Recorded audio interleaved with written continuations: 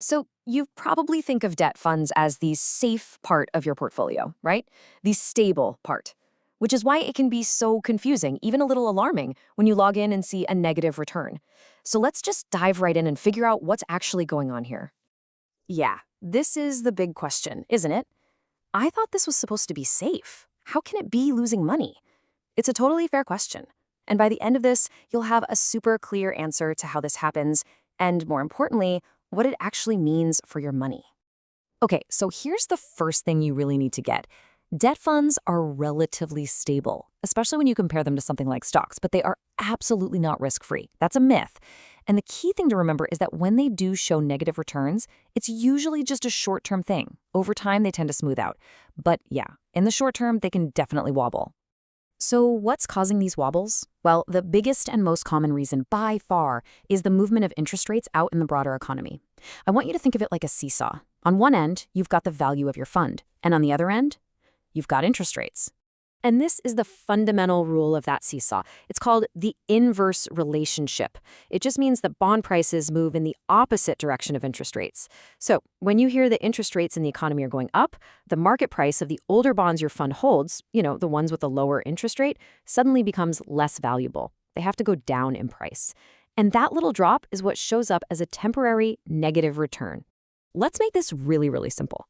Imagine your fund owns a bond that's paying a nice steady 6% interest. But then things change, and suddenly new bonds are being sold that pay 8%. Well, who would want to buy your old 6% bond now? Nobody, right? So for your fund to be able to sell that old bond, its price has to drop to make it a more attractive deal. And that price drop is what you see in your fund's daily value.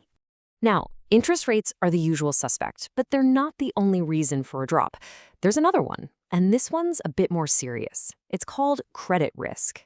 Let's take a look at how this creates a totally different kind of challenge.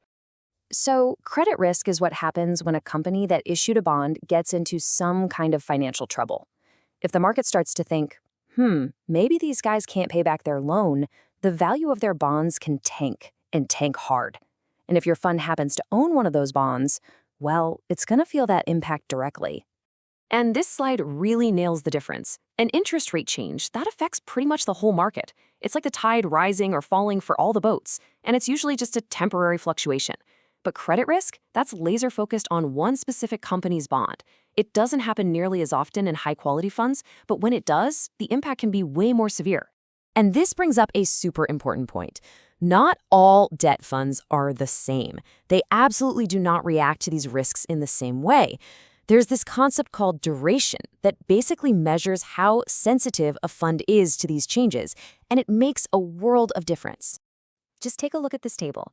You've got things like liquid funds, which hold really short-term bonds. They barely react to interest rate changes. They're built for stability. But as you move down the list to funds that hold bonds for much longer periods, like long-term or gilt funds, whoa, they become way more volatile. They swing up and down a lot more with those interest rate changes. That's why picking the right fund type is just crucial.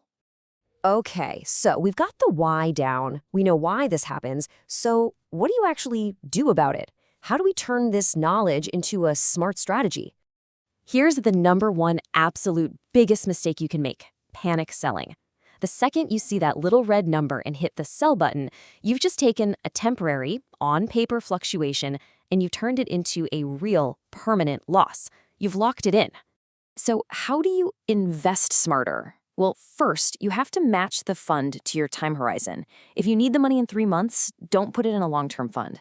Second, you have to just accept that short-term dips are normal. They're part of the deal. Stop checking the price every day if your goal is years away.